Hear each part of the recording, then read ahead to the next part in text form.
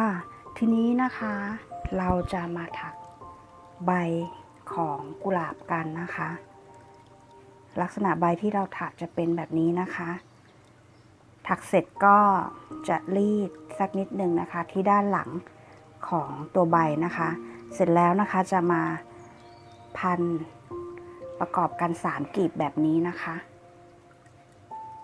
ค่ะเดี๋ยวเรามาเริ่มต้นกันเลยค่ะค่ะเราจะเริ่มต้นด้วยโซ่นะคะ16หลักค่ะ1 2 3 4 5 6 7 8 9 10 11 12 13 14 15 16พอได้16หลักแล้วนะคะของโซ่16หลักแล้วนะคะเราจะต่อด้วยนะคะ2x ค่ะโดย x แรกนะคะเราจะไปจิ้มที่โซ่หลักที่2นะคะเกี่ยวไหมขึ้นมาทำ x ค่ะ1x นะคะ 2x ค่ะต่อไปนะคะเราจะถัก T นะคะ T คือการพันหัวเข็ม1ครั้งค่ะแล้วก็จิ้มไปที่หลักถัดไปนะคะเกี่ยวไหมลอดทีเดียว3ห่วงนะคะทำ T 2ครั้งค่ะ1แล้วนะคะ2ลอด3ห่วงพร้อมกันนะคะต่อไปนะคะเราจะถัก F ค่ะ F นะคะคือการพันหัวเข็มค่ะ1ครั้งแล้วก็จิ้มไปที่หลักถัดไปนะคะเกี่ยวไหมขึ้นมานะคะทีนี้เราจะเกี่ยวไหมแล้วก็ปลดทีละ2ห่วงค่ะเราจะถัก F นะคะ2หลักค่ะได้1หลักแล้วนะคะ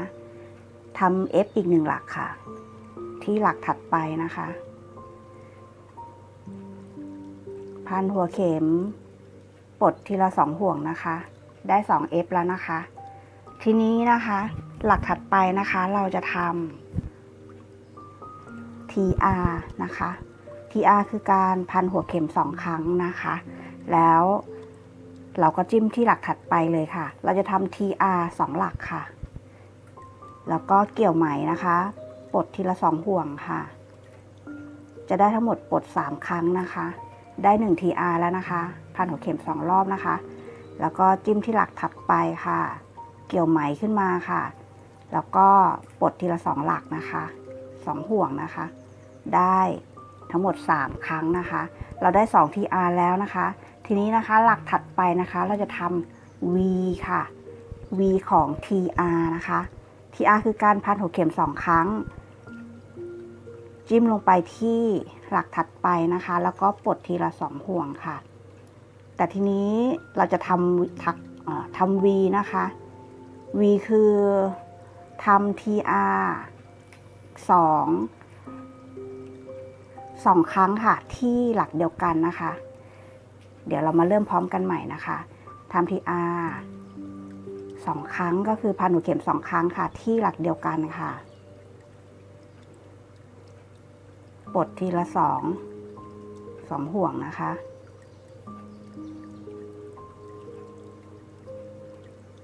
ได้1 TR แล้วนะคะพันหัวเข็ม2ครั้งค่ะแล้วก็จิ้มที่หลักเดียวกันเลยนะคะ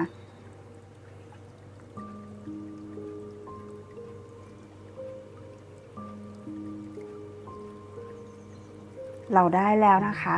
เป็น V นะคะ VTR เนาะทำอันเนี้ยค่ะ2ชุดค่ะเราได้1ชุดแล้วนะคะทำ V ของ TR อีกชุดหนึ่งค่ะ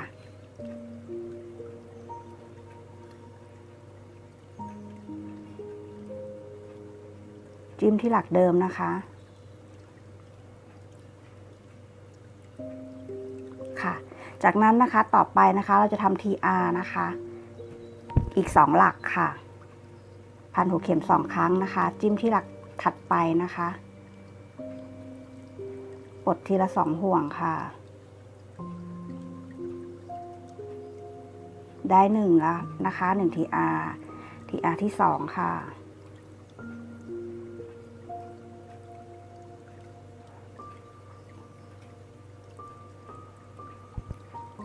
ค่ะจากนั้นเราจะทำ F นะคะ2หลักค่ะ F คือพันหัวเข็ม1ครั้งนะคะได้1 F แล้วอันนี้ F ที่2ค่ะทีนี้เราจะเหลือหลักอยู่1หลักนะคะให้เราทำ F รอไว้อีก1ครั้งค่ะ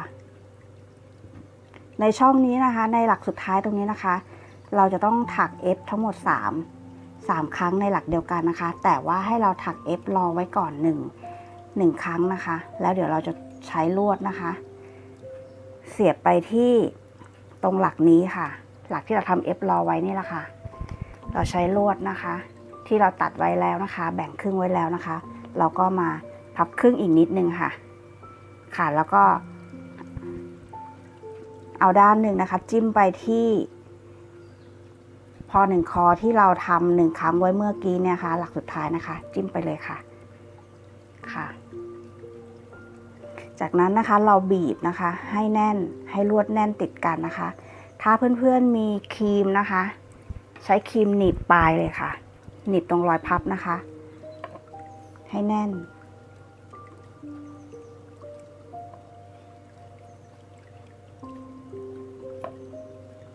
ค่ะให้แน่นแบบนี้เลยนะคะแบบนี้เลยค่ะจากนั้นนะคะเราก็จะมาต่อด้วย F นะคะหรือพอ1คออีก2หลักที่เหลือนะคะให้เราจิ้มที่หลักเดิมนะคะหลักเดิมเมื่อสักครู่ที่เราได้พอ1คอทิ้งไว้1ครั้งแล้วก็ที่เราเสียบลวดเอาไว้นะคะถัก F อีก2ครั้งค่ะลงไปในหลักเดียวกันนี้นะคะจากนั้นนะคะเราจะถัก F อีก2ครั้งค่ะในหลักที่เป็นแกนของโซ่นะคะเริ่มที่หลักแรกตรงนี้นะคะหลักถัดไปนะคะตรงนี้นะคะ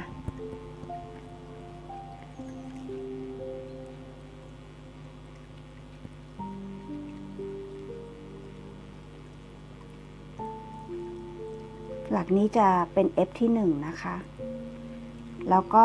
ปลายไหมที่เราขึ้นโซ่16ไว้นะคะเก็บพร้อมกันเลยค่ะกับตัวลวดนะคะ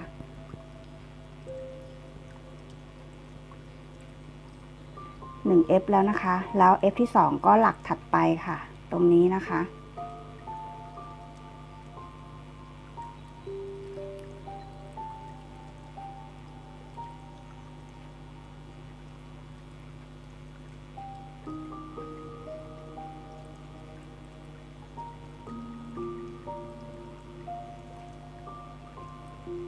ค่ะ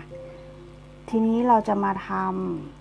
TR นะคะ2หลักค่ะคือการพันหัวเข็ม2ครั้งนะคะในหลักถัดไปค่ะทำ TR 2หลักค่ะปลดทีละ2ห่วงนะคะ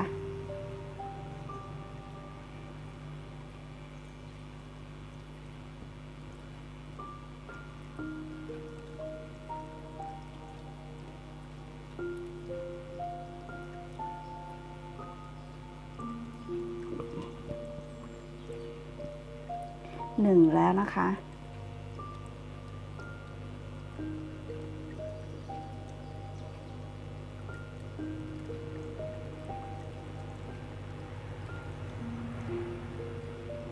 2 TR แล้วนะคะทีนี้ต่อไปนะคะเราจะทำ V นะคะ V ของ TR ค่ะก็คือทำ TR 2ครั้งในหลักเดียวกันนะคะทำอย่างนี้2ชุดนะคะพันหัวเข็ม2ครั้งนะคะแล้วก็ปลดทีละ2ห่วงค่ะได้1 TR แล้วนะคะ TR ที่2เรากำลังทำ V นะคะให้จิ้มไปที่หลักเดียวกันนะคะปลดทีละ2ห่วงค่ะได้1ชุดแล้วนะคะได้ TR 1ชุดแล้วนะคะแล้วก็ทำอีก ชุดหนึ่งค่ะทำ VTR อีกชุดหนึ่งนะคะ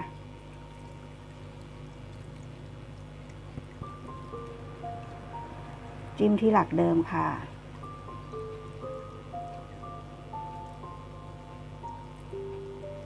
กดทีละ2 ห่วงค่ะได้ทั้งหมด2 V แล้วนะคะ V ของ TR นะคะ2 V อันนี้1นี่2นะคะต่อไปก็ทำ TR ค่ะทำ TR อีก2 หลักค่ะพันหัวเข็ม2 ครั้งนะคะ2 หลักค่ะ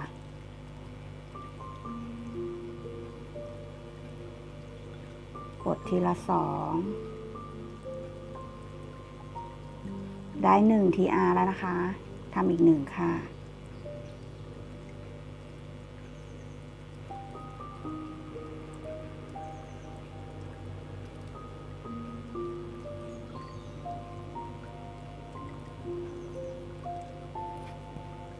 ค่ะจากนั้นนะคะเราจะถัก S นะคะ2 หลักค่ะ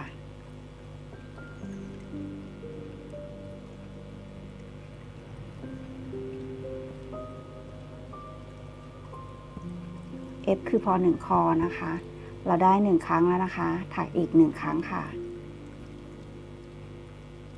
ในหลักถัดไปนะคะค่ะจากนั้นนะคะเราจะทำ T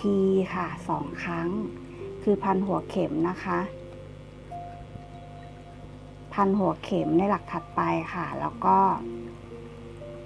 ปลด3 ห่วงพร้อมกันนะคะทำ T เนี่ย2 หลักนะคะได้1แล้วนะคะ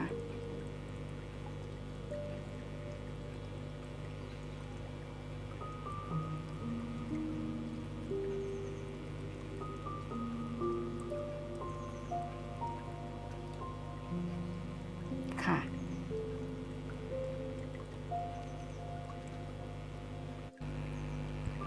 เมื่อเราได้2 ทีแล้วนะคะ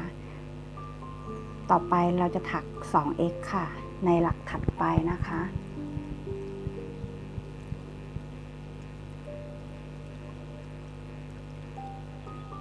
1x ค่ะ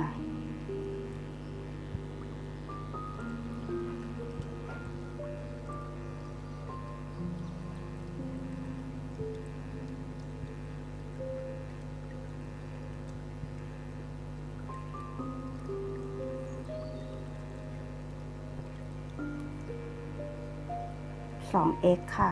แล้ว x ที่3นะคะให้เราไปจิ้มตรงมุมบนสุดของใบอีกด้านหนึ่งนะคะ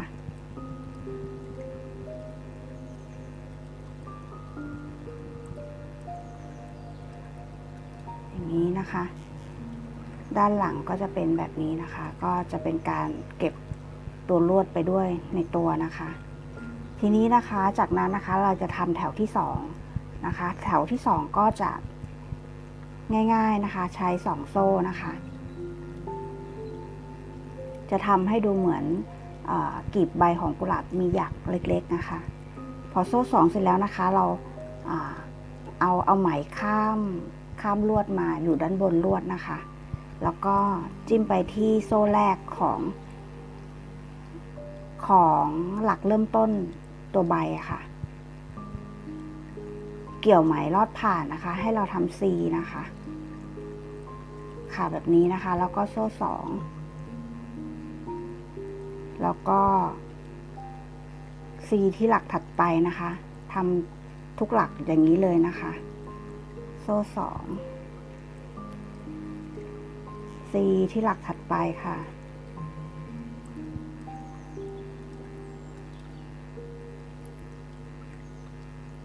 โซ่2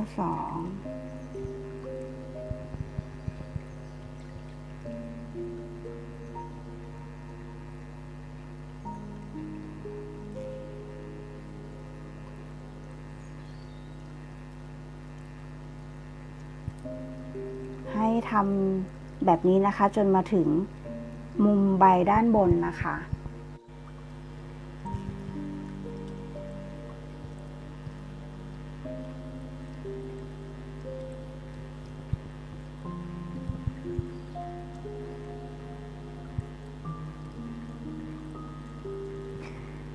พอมาถึงตรงมุมใบ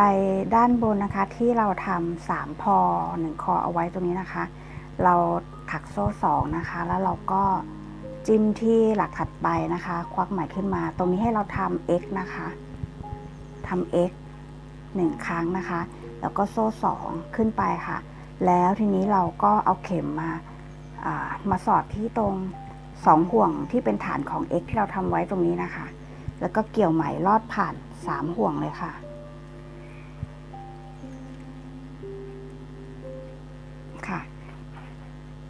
แล้วก็มาจบ C ที่หลักถัดไปนะคะตรงนี้เราต้องการให้ตรงมุมใบตรงนี้ค่ะเป็นปุ่มแหลมขึ้นมา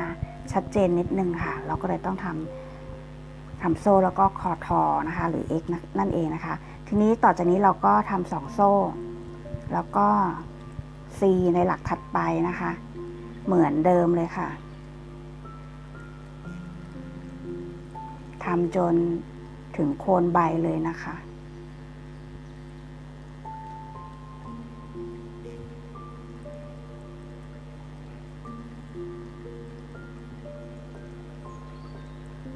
หัวมุมของใบก็จะเป็นแบบนี้นะคะแหลมๆอย่างนี้นะคะ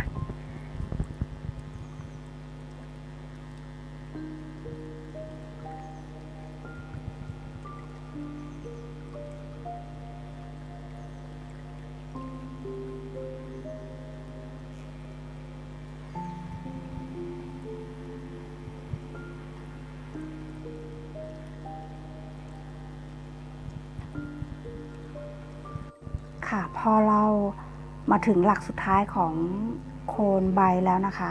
ก็2 โซ่นะคะแล้วก็จิ้มไปที่โซ่สุดท้ายเลยค่ะแล้วก็ C นะคะจากนั้นนะคะให้เราเข็มไปจิ้มที่ตรงนี้นะคะตรงข้ามลวดมาอีกฝั่งหนึ่งนี่นะคะแล้วก็เกี่ยวไหมลอดผ่านมาแบบนี้นะคะแล้วก็เอาไหมที่อยู่ที่นิ้วเราเนี่ยค่ะอ้อมมาด้านหน้าลวด1 ครั้งนะคะแล้วก็เอาเข็มเกี่ยวไหมทำ x ค่ะ1 ครั้งนะคะแล้วก็จบด้วย C 1 หลักค่ะแล้วก็ลากเส้นไหมยาวออกไปสักนิดนึงนะคะเดี๋ยวเราจะมาพันก้านกันนะคะแล้วก็ตัดไหมเลยค่ะด้านหลังมันก็จะโดนเก็บไปด้วยนะคะแบบนี้นะคะ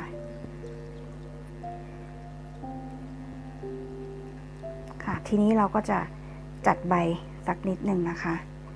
ให้กลีบเขาสวยๆแบบนี้ค่ะแล้วเราใช้ไหมที่เราตัดชายเหลือไว้นี่นะคะพันก้านใบค่ะแบบนี้ค่ะ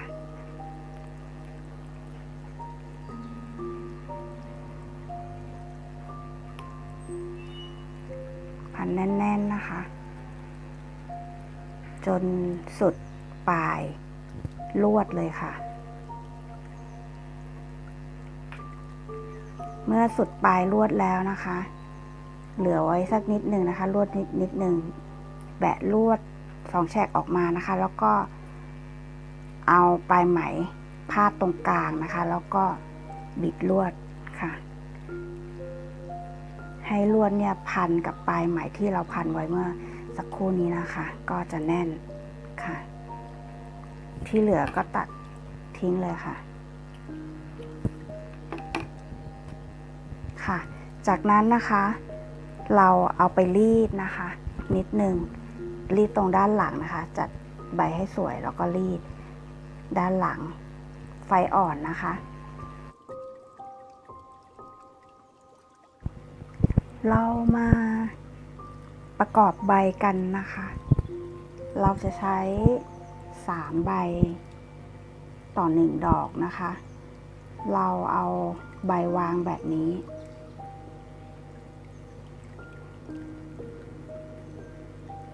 ให้เป็นแบบนี้นะคะ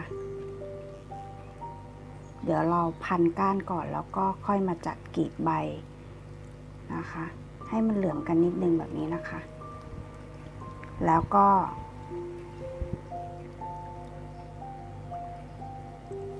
เอาไหมมาค่ะให้ปลายไหมอยู่ทางด้านปลายของก้านนะคะแล้วก็เราจะพันให้ประมาณนี้นะคะประมาณนี้จากจนถึงโคนกลีบใบนะคะค่ะจากนั้นเราก็เอาเชือกเอาไหมพันอย่างนี้เลยค่ะ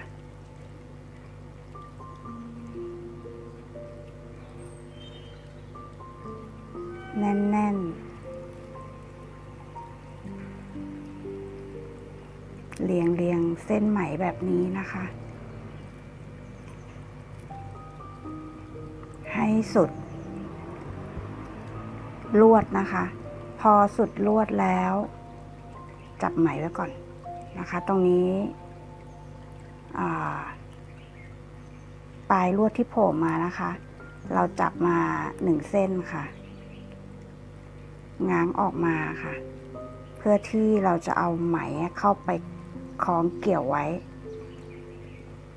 แล้วก็บิดลวดพันปลายไหมที่เราพันก้านไว้เมื่อสักครู่ค่ะบิดให้แน่นเป็นเกลียวนะคะเสร็จแล้วก็ตัดปลายไหมได้เลยนะคะจากนั้นเดี๋ยวเราก็จะมาจัดใบกันนะคะทางกลีบที่อยู่ด้านล่างใบที่อยู่ด้านล่างเราก็ง้างออกอย่างนี้ค่ะเป็นมุมแบบนี้ค่ะก็จะได้ใบแบบนี้นะคะ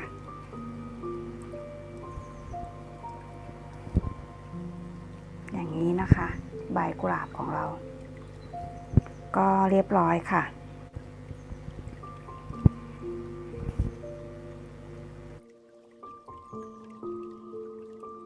ค่ะเดี๋ยวเราจะเริ่มประกอบกลีบดอกกันนะคะสำหรับดอกแย้มนะคะเราจะใช้กลีบ A นะคะทั้งหมด3 กลีบนะคะกลีบ B 3 กลีบค่ะ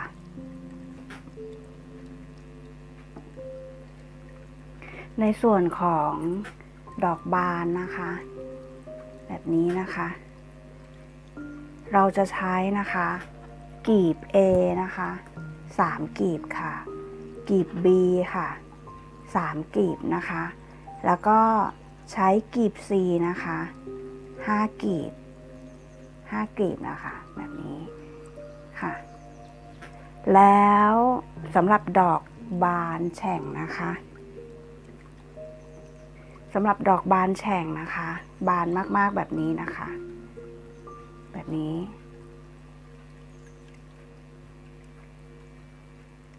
เราจะใช้นะคะดอก A ค่ะ3 กลีบค่ะดอก B 3 กลีบค่ะแล้วก็ในส่วนของดอก C นะคะจะใช้5 กลีบนะคะ2 ชั้นค่ะต่อขึ้นไป2 ชั้นอีก5 กลีบนะคะรวมทั้งหมดเราใช้ดอก C นะคะ10 กลีบค่ะสำหรับดอกบานแฉ่งนะคะแบบนี้นะคะเดี๋ยวเรามาลงมือประกอบกลีบดอกกันเลยค่ะ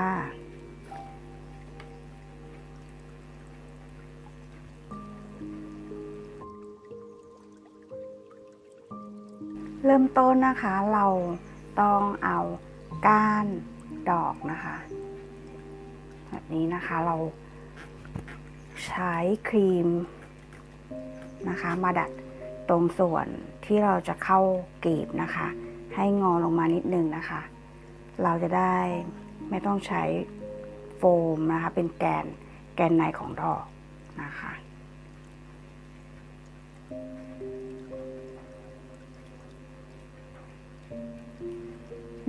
ดัดให้ได้เป็นลักษณะแบบนี้นะคะจากนั้นค่ะ เราจะใช้ปืนกาวนะคะ ยิงอัดลงไปตรงส่วนหัวตรงนี้นะคะ เยอะสักหน่อยค่ะ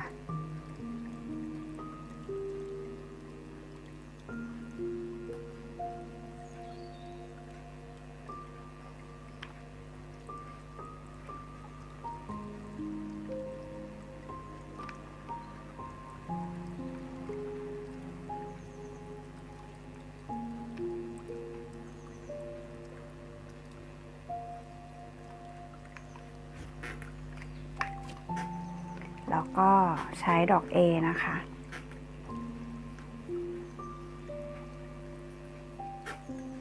วางลงไปตรงกลางแบบนี้นะคะ เดี๋ยวเราจะกำลังเข้าประกอบดอกแย้มให้ดูก่อนนะคะ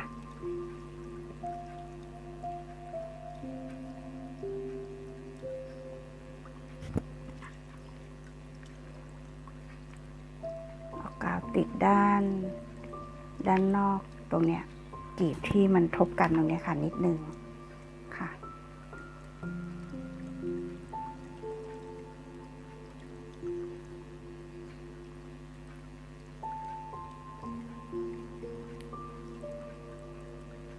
กลีบไหนก็จะได้ลักษณะแบบนี้นะคะ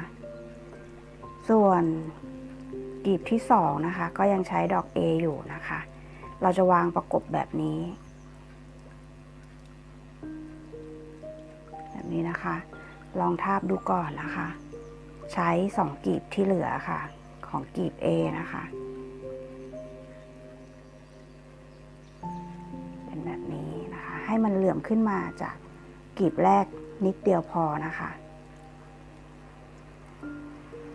ค่ะจากนั้นนะคะเราก็ปืนกาวค่ะป้ายบริเวณตรงที่เป็น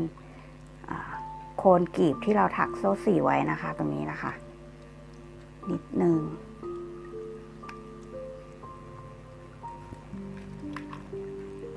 ค่ะแล้วก็วางลงไปเลยค่ะตรงแบบนี้อย่างนี้นะคะ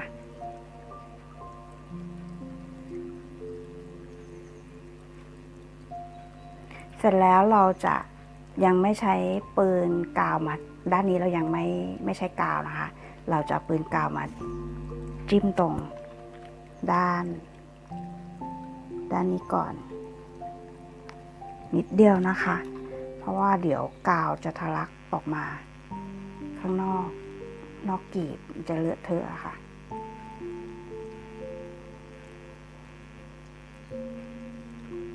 ค่ะจากนั้นกลีบที่3ของกลีบ A นะคะแปะกาวที่โคนกลีบนะคะแล้วก็วางค่ะกลีบที่2เราประกบไปแล้วนะคะเดี๋ยวเราจะติดกาวตรงด้านนี้ก่อนนะคะหยดกาวไปนิดเดียวนะคะ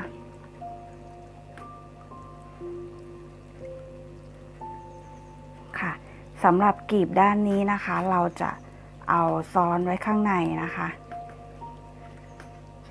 ให้ดอกกลีบดอกมันซ้อนกันแบบนี้แล้วก็ติดกาวที่โคนกลีบด้านอันที่2นะคะกลีบ A กลีบสุดท้ายตรงนี้นะคะ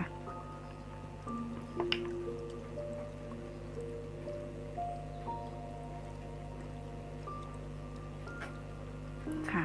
จากนั้น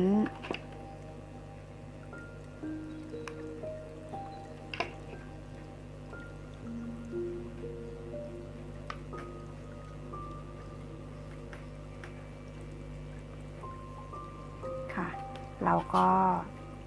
ได้ในส่วนของ3กลีบ A แรกนะคะทีนี้เราจะมาใส่กลีบ B นะคะ3กลีบนะคะเพื่อนๆลองทาบดูนะคะ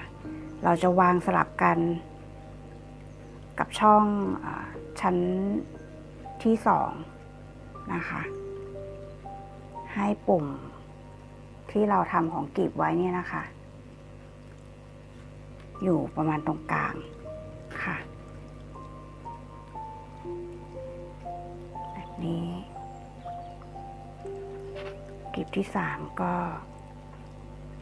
มาแบบนี้นะคะ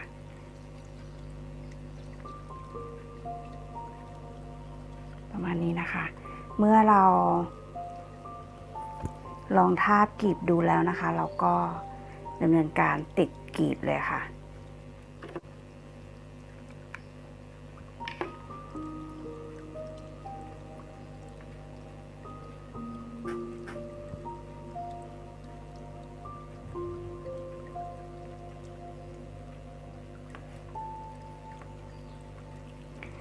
ด้านข้างนี้ยังไม่ต้องแปะกาวนะคะเราจะมาแปะกาวที่ด้านนี้ก่อนนิดเดียวนะคะ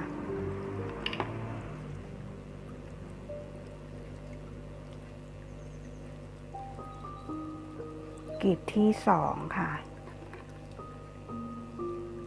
กลีบ B กลีบที่2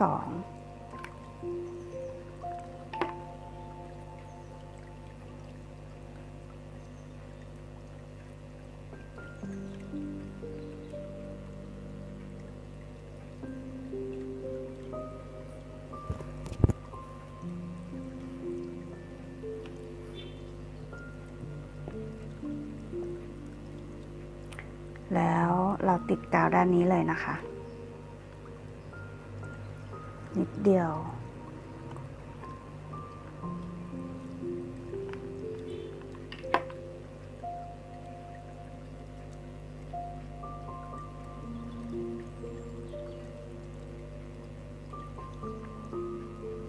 ค่ะแล้วก็ติดด้านนี้เลยค่ะ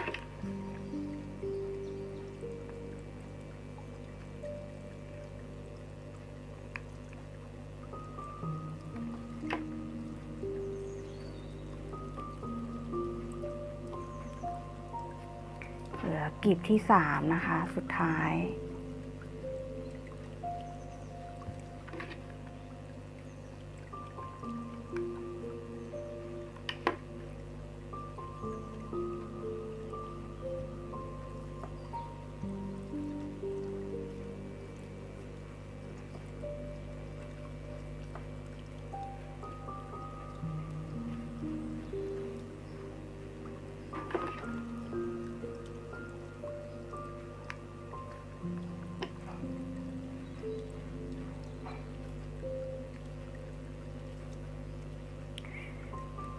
ส่วนกาวด้านนี้นะคะเดี๋ยวเราติดกาวแล้วก็ยัดให้มาอยู่ข้างใน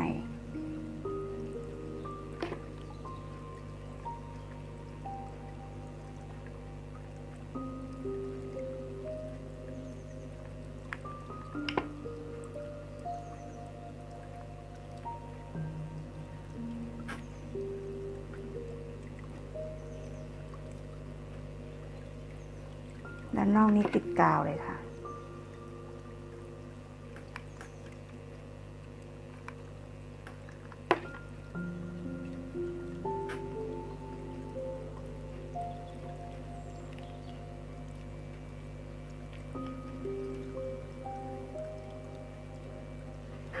เราก็จะได้ดอกแย้ม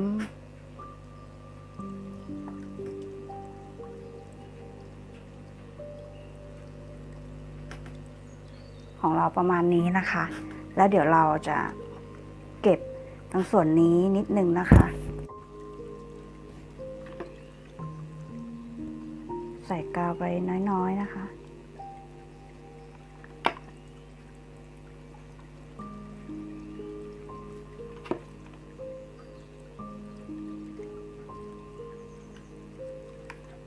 ค่ะแล้วก็พันรอบโคนกลีบนะคะ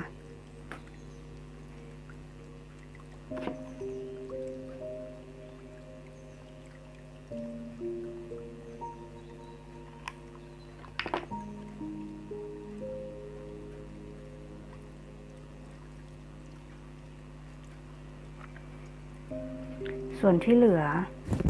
เราก็ตัดเลยนะคะ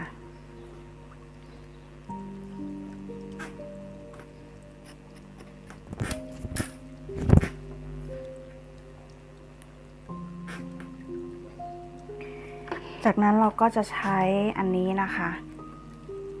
แทงขึ้นมาเป็นกลีบตรงนี้นะคะ เป็นกลีบเลี้ยงนะคะ แต่ทีนี้เราจะไปต่ออีกนะคะ อันนี้คือวิธีประกอบกลีบดอกแย้มนะคะ เรียบร้อยแล้วนะคะ ต่อไปนะคะเดี๋ยวเราจะมาทำดอกบานกันนะคะต่อไปนะคะเดี๋ยวเราจะมาทำดอกบานกันนะคะ ดอกบานนะคะเราจะเพิ่มกลีบ C นะคะอีก5กลีบนะคะรอยเปื้อนตรงนี้ไม่เป็นไรนะคะเราปิดได้พอดีเราจะต้องทำต่อขึ้นไปเป็นดอกบานนะคะก็เลยปิดได้ค่ะก็สลับอย่างนี้นะคะลองทาบกลีบดูนี่ค่ะ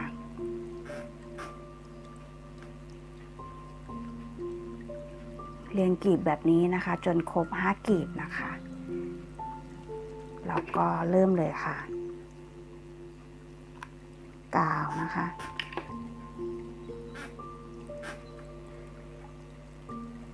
วางลงไประหว่างกลางของชั้นที่แล้วนะคะค่ะจากนั้นนะคะกลีบแรกนะคะอย่าเพิ่งติดกาวด้านนี้นะคะ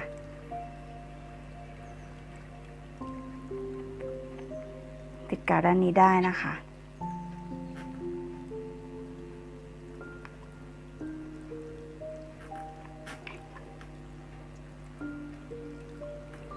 ตรงกาวระหว่างกลีบต้องใส่น้อยๆนะคะเดี๋ยวจะทะลักปิ้นออกมา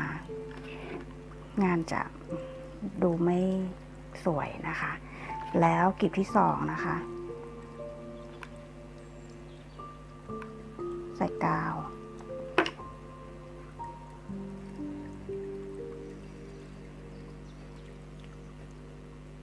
ระดับประมาณนี้นะคะค่ะส่วนด้านข้างของกลีบที่2ตรงนี้ก็อย่าเพิ่งใส่นะคะอย่าเพิ่งใส่กาวค่ะมาใส่ตรงนี้เลยใส่อีกด้านหนึ่ง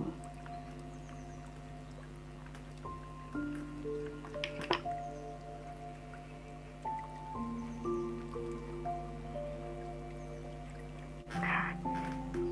จากนั้นเราใส่กลีบที่3นะคะกลีบ4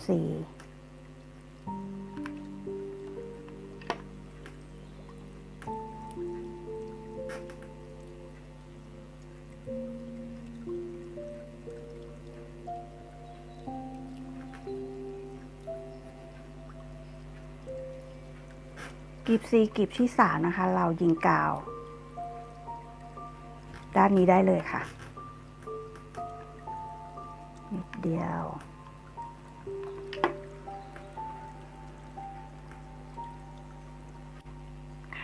ด้านนี้ก็ยิงได้เลย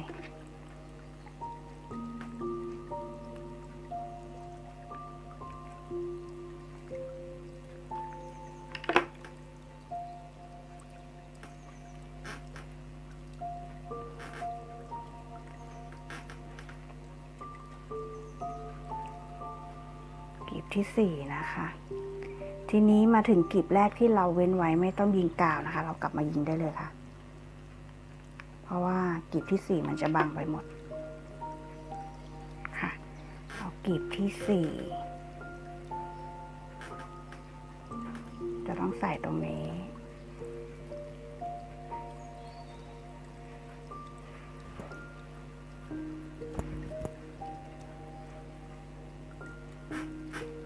ก็ใส่กาวกลีบดอกเลยนะคะ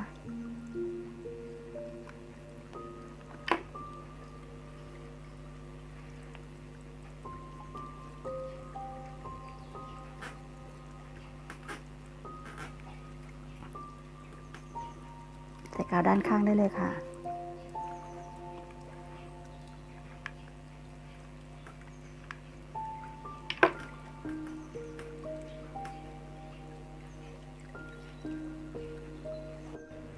ค่ะกลีบที่4นะคะเดี๋ยวเรายิงกาวด้านนี้ได้เลยค่ะ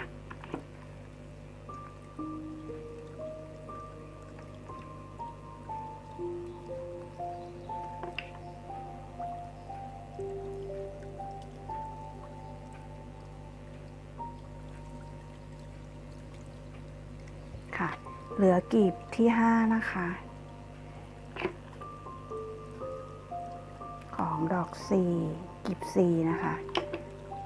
ของดอกบานนี่นะคะกลีบที่5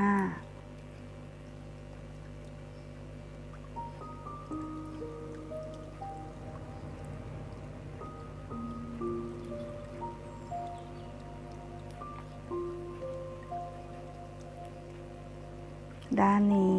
ยิงกาวเลยค่ะ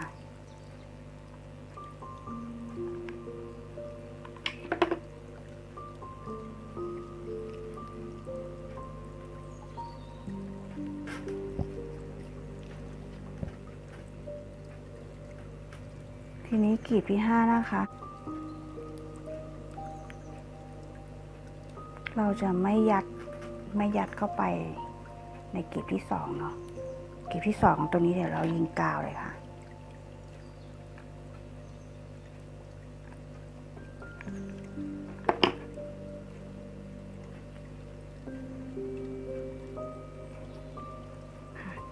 แล้วก็กลีบที่5ยิงกาวเลย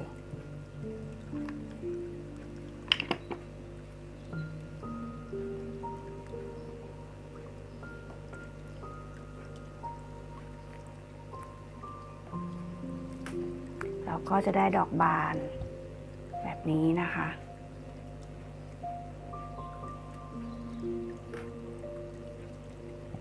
ค่ะจากนั้นเดี๋ยวเราก็จะใส่กลีบเลี้ยงขึ้นมานะคะแต่ว่าเดี๋ยวเราเก็บงานตรงส่วนนี้ก่อนเช็ดกาวนิดนึงนะคะ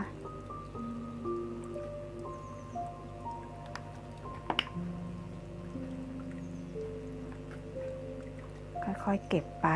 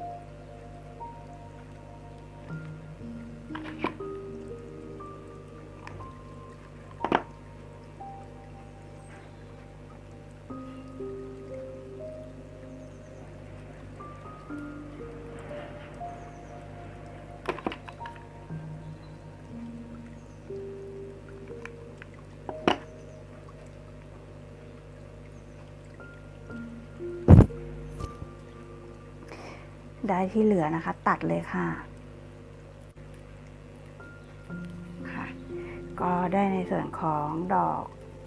บานนะคะถ้าเพื่อนๆพอเท่านี้นะคะก็ใส่กลีบเลี้ยงรูดขึ้นมานะคะแล้วค่อยๆยิงกาวเดี๋ยวทีนี้เดี๋ยว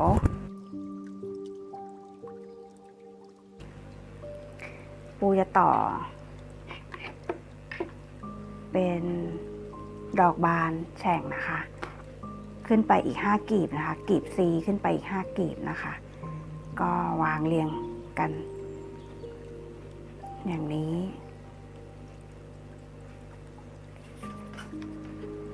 ไปเรื่อยๆนะคะยิงกาวไปเรื่อยๆนะคะจนหมด5กลีบค่ะ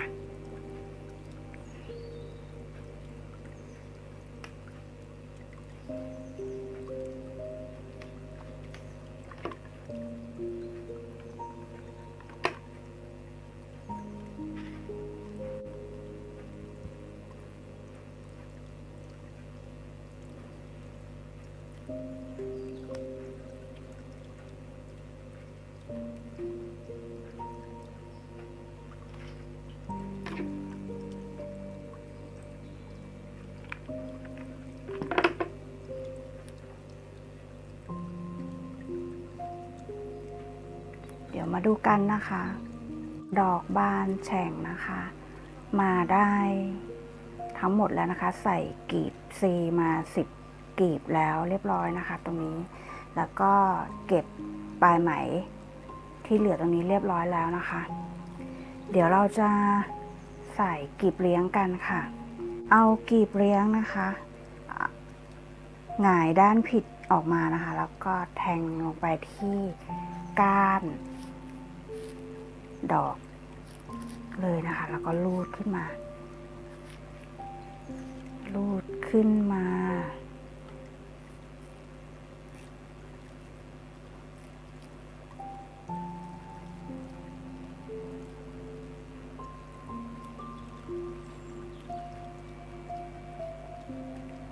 ให้ติดโคนกลีบแบบนี้เลยนะคะจากนั้นเราจะยิงกาวนะคะตรงโคนก่อนน้อยๆนะคะ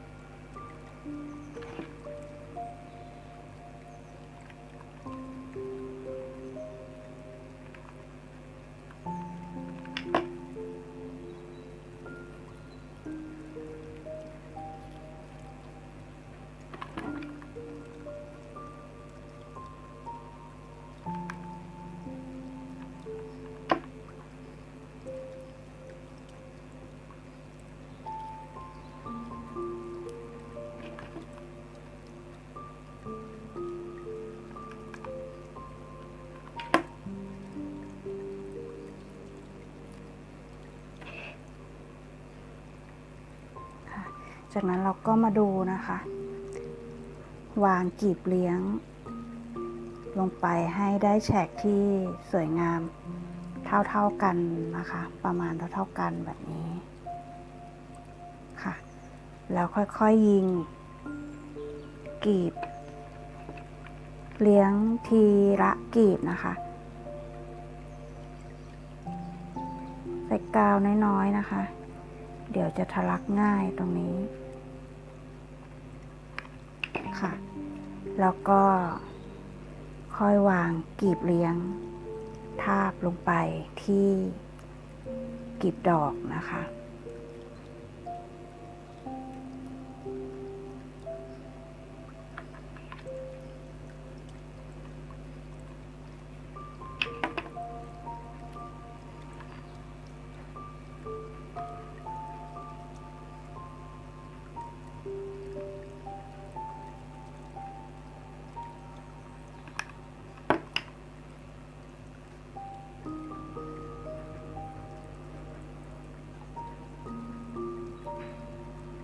เหลือตรง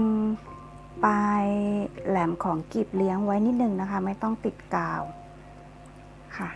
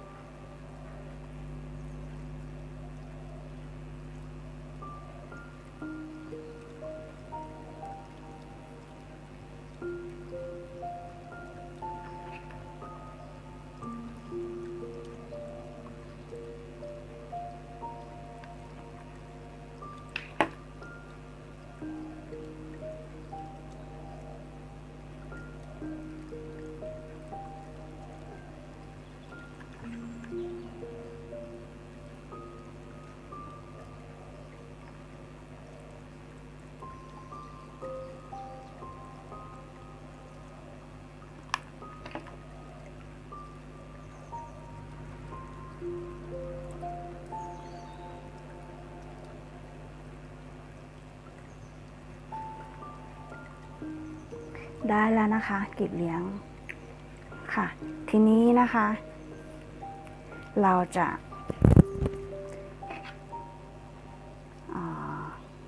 ลงกาวไว้นิดนึงนะคะตรงโคน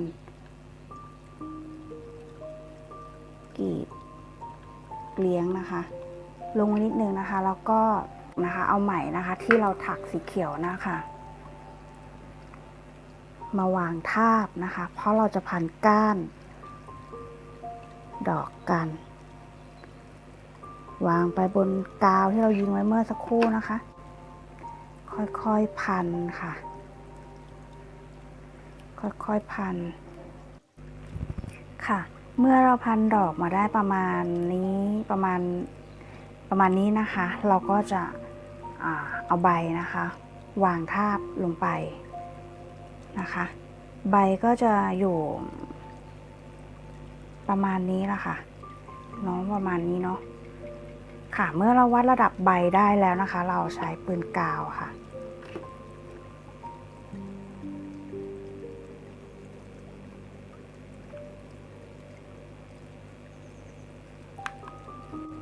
เราใช้ปืนกาว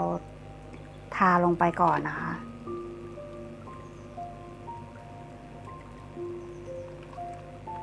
ค่ะแล้วก็วางใบ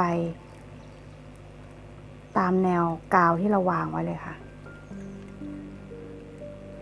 แบบนี้นะคะแล้วก็ค่อยๆพันไหมทาบลงมาแบบนี้ค่ะ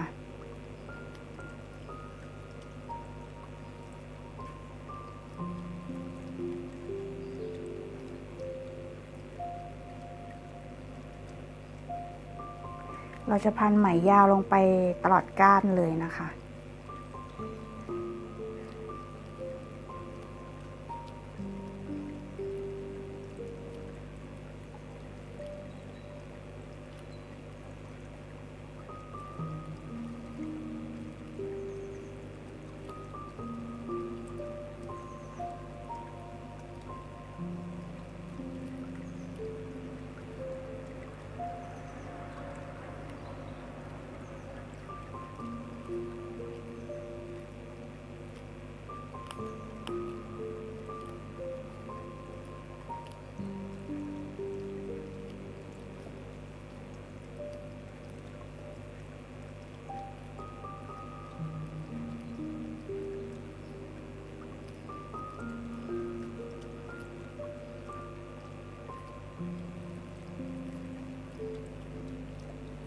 เมื่อเราพันก้านมาเกือบ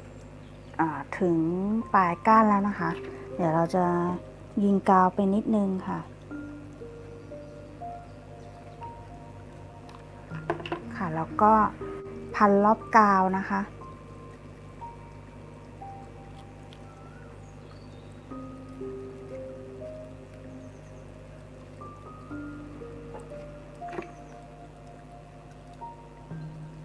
จากนั้นเติมอีกนิดนึงค่ะแล้วเราก็พันคล้องได้เป็นห่วงแบบนี้นะคะแล้วก็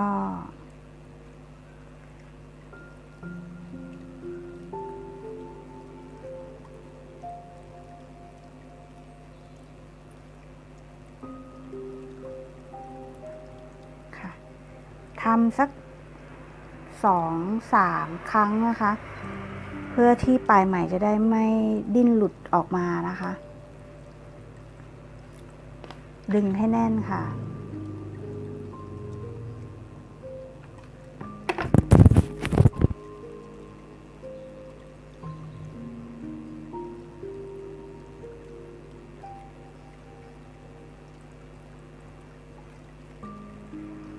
ครั้งหนึ่ง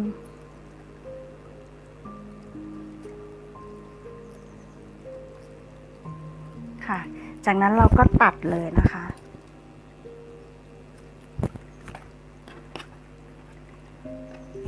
เราได้แล้วนะคะสำหรับกุหลาบดอกบานแฉ่งของเรานะคะเราก็มาเก็บใยกาวนะคะที่ติดอยู่ตามดอกตามใบให้เรียบร้อยนะคะค่ะเรียบร้อยแล้วนะคะสำหรับดอกกุหลาบแดงของเรานะคะดอกแย้มนะคะ ดอกบานค่ะ ดอกบานแล้วก็ดอกบานแฉ่งนะคะ เรียบร้อยค่ะ จัดกลีบให้สวยงามนะคะ แล้วก็ดอกสีอื่นๆของเรานะคะ ไม่ว่าจะเป็นสีขาวสีเหลืองสีชมพูนะคะ ก็เรียบร้อยทุกดอกแล้วนะคะค่ะ ขอบคุณทุกท่านนะคะที่ชมคลิปนะคะตั้งแต่ต้นคลิปยันท้ายคลิปเลยนะคะ ฝากทุกท่านนะคะกดติดตามนะคะกด Subscribe กดไลค์กดแชร์ก็คอมเมนต์สร้างสรรค์นะคะเพื่อเป็นกำลังใจนะคะให้กับทางช่องได้ผลิตผลงานลำดับต่อไปให้กับทุกท่านได้รับชมกันค่ะสุดท้ายนี้นะคะขอบคุณทุกท่านนะคะและสวัสดีค่ะ